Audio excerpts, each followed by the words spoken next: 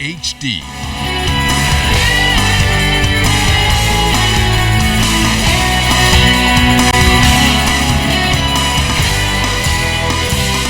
ZNS Network presents The Bahamas Tonight.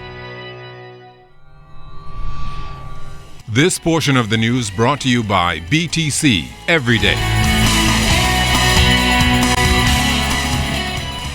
The Department of Statistics has released new employment figures, and they confirm that unemployment is up.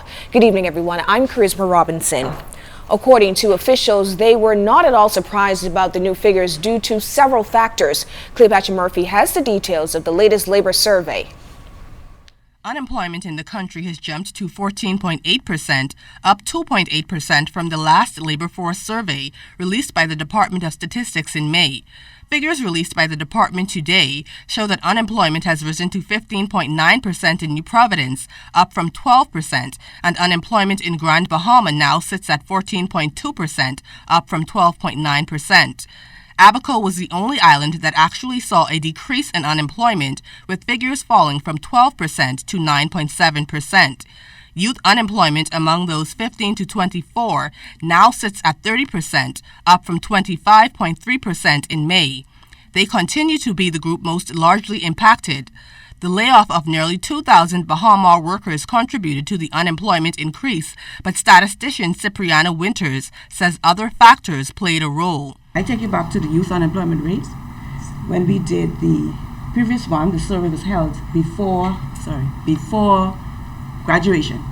And so we have to take into account of all those school leavers coming into the labor force that contributed to even the growth in the unemployment rate. The labor force is now made up of 212,195 people, with men accounting for just over half at about 51%.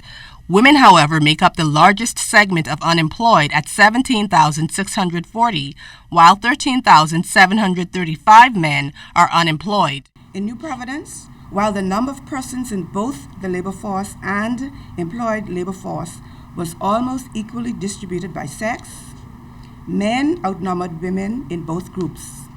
However, in Grand Bahama, women outnumbered men in all categories.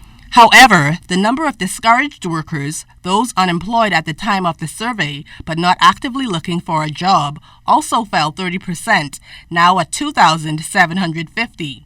Because of past experience, were discouraged that they could not find jobs. Now, we did not investigate to see if any of those kind of workers, but we know that at the time of the survey, which was the last week of the reference period, which is the last week of October, they were not employed. Now, we have to take into account also that the hurricane passed through. The labor force survey represents a 6-month period measured from October 26th to November 1st, 2015. Cleopatra Murphy, ZNS Network News. Breaking news coming into the newsroom. Authorities seized more than half a ton of cocaine on the island of Bimini, and now a 41-year-old American man is in custody in connection with the drug bust. Police say shortly before 3, officers searched a yacht occupied by the foreigner and found over 580 kilos of cocaine on board that vessel. The drug bust was a part of a major operation between local and American drug enforcement teams. Investigations continue. Jurors were unable to reach a unanimous decision in the murder trial of Patrickita Rose and Rashad Sullivan last evening, returning a 10-2 verdict, which meant it was a hung jury. A unanimous verdict is required for any defendant to become convicted of murder. However, by a majority decision of 10-2, Rose and Sullivan were found guilty of conspiracy to commit murder. The pair was on trial for the 2013 murder of Dario China Knowles. 25-year-old Knowles was found shot to death and lying in the street near Lincoln Boulevard and Cardo Avenue. Meantime, lawyers representing Rose and Sullivan are expected to make submissions early next year before Justice Bernard Turner on whether or not the pair can be convicted and sentenced on the conspiracy to commit murder charge. Accused murderer Dwayne Hasty will have to wait a bit longer to find out whether or not he'll be released on bail. When 39-year-old Hasty appeared at the Court of Appeal today, Court President Justice Anita Allen said due to the considerable public interest in the case, the court needed more time to make a proper decision. She then adjourned the matter to January 8th. Hasty and his brother Samuel are accused of killing Haitian painter Jean Richmond in Palm Key on September 18th. Police also allege that the pair were in possession of a 12-gauge shotgun and ammunition at the time.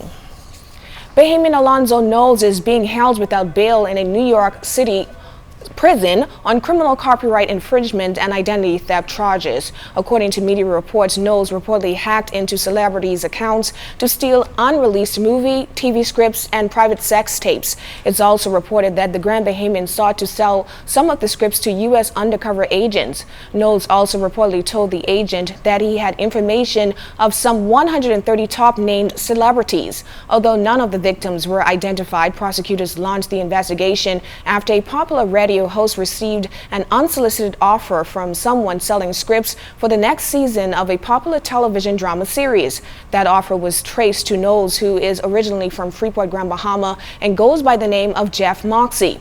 Knowles reportedly showed undercover agents unreleased scripts and other material marked for distribution to actors. He reportedly said that he had gotten into their accounts by sending their computer a virus to hack their accounts. Then on December 12, Knowles reportedly sent an undercover agent a sexually explicit video involving the radio host as, quote, just an example of things he can get. The 23-year-old was arrested in New York on Monday after offering to sell the agent 15 TV movie scripts for $80,000.